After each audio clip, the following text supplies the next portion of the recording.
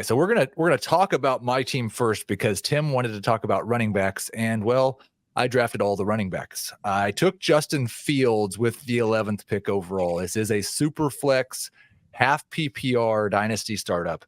Then Jonathan Taylor in round 2, and the thing that really, and that was before all of this nonsense of the holdout and the back injury and everything, or hold in.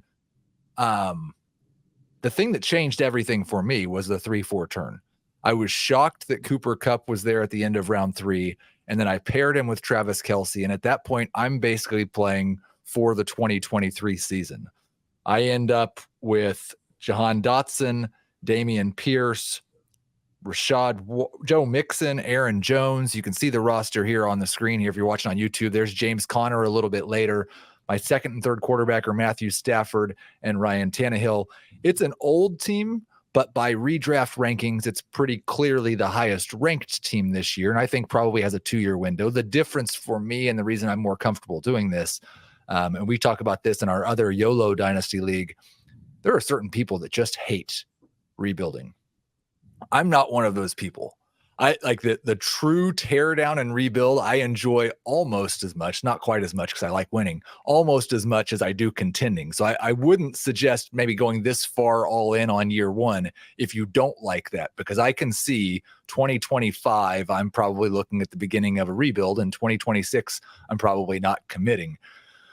But let's start with Jonathan Taylor, because one of the questions you sent to me, Tim, was what should managers take away from the significant loss in value the past year for Najee, DeAndre Swift, Kenneth Walker, and I'd throw Javonte Williams with his injury into that mix as well. I think Najee, Swift, and Javonte were top 5 running backs for everyone a year ago at this time.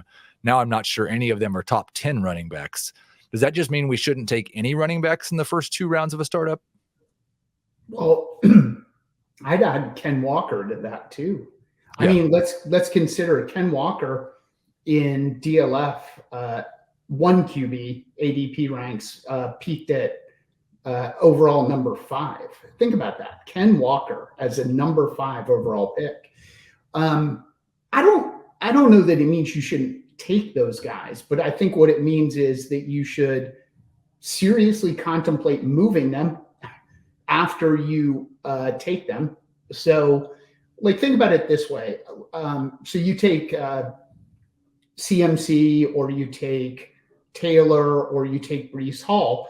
If you could flip that down to Barkley, maybe 2 rounds later, plus get an add-in to that, you're getting the same or similar production for this year, and you're getting maybe a future prospect or pick.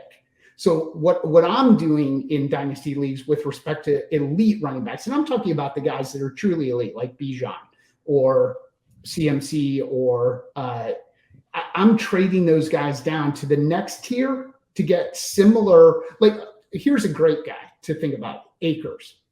I would much rather, say I own Bijan, I would take Bijan, trade down to Akers, and get an additional set of players around that, because I'm going to get the same year or 2 production, because I don't trust any running back beyond 2 years. And if I believe that and I don't trust that, then I ought to take those additional assets. Does that make sense? That makes sense. There's Adam Azer jumping into the show. Adam, welcome. Oh, thank you. Yes, that was an interesting take.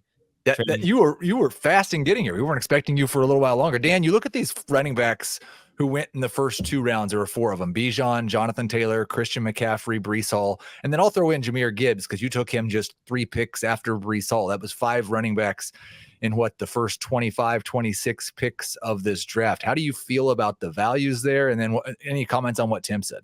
Yeah, I want to start by touching on what Tim said. What Tim said is kind of the basis of my whole dynasty strategy, one of which I didn't follow at all in the Big Brother Dynasty League draft, unfortunately.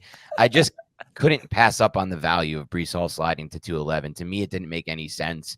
And then I couldn't pass up on the value of Jahmyr Gibbs. It also hurt that 1 pick before me Amon-Ra St. Brown went before Breece Hall, who I probably would have taken. I still think I would have taken Breece, but one pick before me with Jahmyr Gibbs was Chris Olave, who I was targeting. And so I don't like to take running backs early with my major assets in Dynasty. I like to punt running back in general in Dynasty, but I think it's important to kind of adjust to how the league is going and where the value is. And I think what Tim said is true. I may be looking to trade these assets at some point, and that point won't be now. I want them to have a certain type of season before I make that trade, because then I think their value skyrockets to another point where I can get even more assets. I know Tim was talking about the assets he can get. I think the only one right now of these four, and then if you want to include Gibbs, who you could sell at the peak right now, would actually be Bijan, potentially, with where he's viewed in the Dynasty. But the others, I think, not McCaffrey and Taylor, but Hall and Gibbs specifically, I think still have room to grow in that regard. But I do think probably the best play is to kind of move them for assets. I don't know if holding them long term, because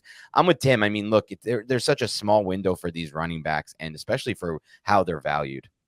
Adam, we'll get back to the running backs in a second, but I want to go back to my team, because you had some comments as the draft was going on, kind of belly aching about the 2023 prospects of my team. Did it change your strategy at all when I had Taylor, Kupp, Kelsey, Fields, and then started drafting veterans like Mixon and Aaron Jones? Did you start looking more towards 2024? No, not really. I just started like belly aching a little bit more. I just really, specifically the Mixon pick, I couldn't believe you didn't take him 2 rounds earlier, and then you got him 2 rounds later. Are you kidding me? So no, because you never know what's going to happen in fantasy. I mean, you don't have a great super flex. It's Matthew Stafford. This is a super flex league. You definitely have some age, and age is never completely reliable, right? There's always unpredictability. So no, it didn't change anything for me. I was still determined to build a team that could win this year. I think I have a nice mix of youth in there as well, but I didn't see your team and go, well, it's over. I might as well just look. I know you probably did, but I was still playing for 2023. Now, Tim, you brought this up, and I think it kind of relates to that, because there are some teams in this league who are probably playing for 2024, even if they don't acknowledge it yet. And your question was, does it make any sense to have productive running backs on teams that are not competitive? And my question, I think actually John Bosch asked this first on this show, does it make any sense to have any running backs on teams that are not competitive? Yeah. I think that's right. I guess my first answer is no. But then I think you need to know your league, right?